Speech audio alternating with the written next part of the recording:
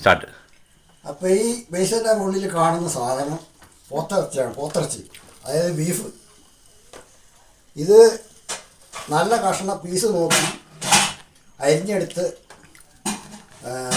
ചൂടാക്കി ഉണക്കിയെടുത്ത സാധനം.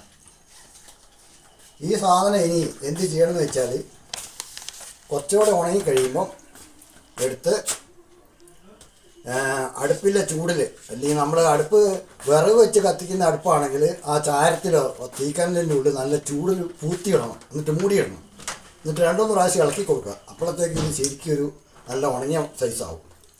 ഇല്ലെങ്കിൽ ഗ്യാസ് സ്റ്റൗവിൻ്റെ ഉള്ളിൽ ഈ നല്ല തീ കാണിച്ച് നല്ലോണം ഒന്ന് ചൂടാക്കി നല്ല ശരിക്കും മുരിഞ്ഞ് കഴിയുമ്പോൾ ഒരു പീസും എടുത്ത് ഇങ്ങനെ മേശപ്പുറത്തോ കല്ലിൻ്റെ മുകളിൽ വെക്കുക. നമ്മളാണെങ്കിൽ വെച്ചാൽ അരക്കുന്ന അരകല്ലിൻ്റെ മുകളിൽ വെച്ചിട്ട് അതിൻ്റെ പുള്ളക്കല്ല് അത് എടുത്തിട്ട് ഇങ്ങനെ ഇടിച്ച് കഴിയുമ്പോൾ ഇത് കുറച്ചിങ്ങനെ പരന്ന് കഴിയുമ്പോൾ കൈക്ക് ഇങ്ങനെ പിച്ചി കീറുക, ചെറിയ ചെറിയ പീസായിട്ട് ഇങ്ങനെ പിച്ചി കീറി ഇട്ട് കഴിഞ്ഞിട്ട് ഇങ്ങനെ 2-3 കഷ്ണം എടുത്ത് പിച്ചി കീറിടുക. ഇട്ട് കഴിഞ്ഞിട്ട് അല്പം വെളിച്ചെണ്ണ ചീൻചട്ടിയിൽ വെച്ച് അതാ പിച്ചി കീറുന്നതാണ് കാണിച്ചു തരാം. ഇങ്ങനെ പിച്ചി കീറുക, ഇങ്ങനെ പിച്ചി കീറുക.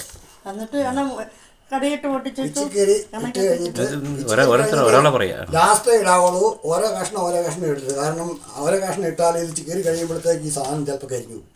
അപ്പോൾ ഈ പിച്ചിക്കരി വെച്ച് കഴിഞ്ഞിട്ട് ഒന്നിച്ച് ഇടാവുള്ളൂ, ഓരോ കഷ്ണം ഇടരുത്. ഒന്നിച്ച് ഇട്ട് കഴിഞ്ഞിട്ട് സ്പൂണും കൊണ്ട് ഇളക്കുക. ചെറിയ ചൂടിലേ വെക്കാവുള്ളൂ. ഒത്തിരി ഗ്യാസ് കത്തിച്ചാൽ ഇത് കരിഞ്ഞു പോകും, സാധനം കരിഞ്ഞാലാണ് വരത്തില്ല. അങ്ങനെ 2-3 പ്രാവശ്യം ഇളക്കി കഴിയുമ്പം അത് വാങ്ങി വെക്കുക. വാങ്ങി വെച്ച് കഴിഞ്ഞിട്ട് ഈ സാധനം എടുത്തു വെച്ച് ഓരോരുത്തർക്ക് ഊണ് കഴിക്കാൻ സമയത്ത് ഒരു പ്ലേറ്റിൽ ഇട്ട് കൊടുക്കുക. ഓരോ കഷ്ണം ഇങ്ങനെ കടിച്ച് തിന്നാം.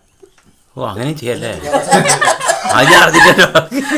കുറച്ച് ചോറും കഴിച്ചാൽ ചോറൊക്കെ വെറും. അപ്പോൾ ഇതില് ഉള്ളി ഇടണ്ടേ? ആവശ്യമില്ല, ഉള്ളി ഒന്നും സാധനം ഇടണ്ട. വെറും ഈസി ആയിട്ട് അങ്ങനെ ഇറങ്ങി പൊക്കോളൂ. അങ്ങനെ ഇറങ്ങി പൊക്കോളൂ.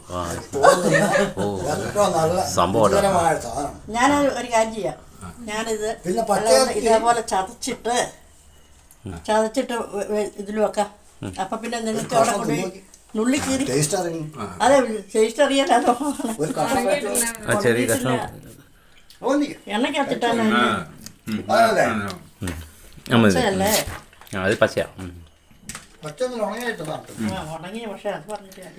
ഓക്കെ, താങ്ക് യു രണ്ടുപേർക്കും. വളരെ സന്തോഷം. Thank you so much.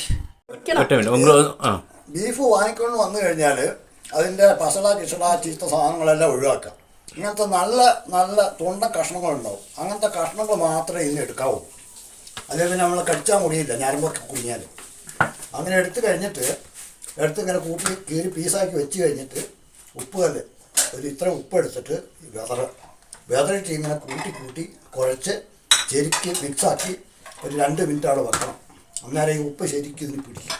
എന്നാലേ നമ്മളിപ്പോൾ തിന്നുമ്പോൾ നല്ല ടേസ്റ്റ് വരുള്ളൂ. അത് ഞാൻ ആദ്യം പറയാൻ പറ്റുമോ, അതും കൂടി ചെയ്യണം. അല്ലെങ്കിൽ ഉപ്പുണ്ടാവില്ല. ഉപ്പില്ലാത്ത സാധനം നമുക്ക് കഴിക്കാൻ പറ്റില്ല. ഉപ്പ് കല്ലായിട്ട് ഇട്ടാൽ പിടിക്കില്ല. കല്ലൊന്ന് പൊടിക്കണം, എളുപ്പമായിരിക്കും. കല്ലാണെങ്കിൽ ഉരുണ്ട് കിടക്കുള്ളൂ. നമ്മളൊക്കെ പിന്നെ ഉപ്പ് പൊടിയുള്ളപ്പോൾ ആ കല്ലൊന്ന് പൊടിച്ചിട്ട്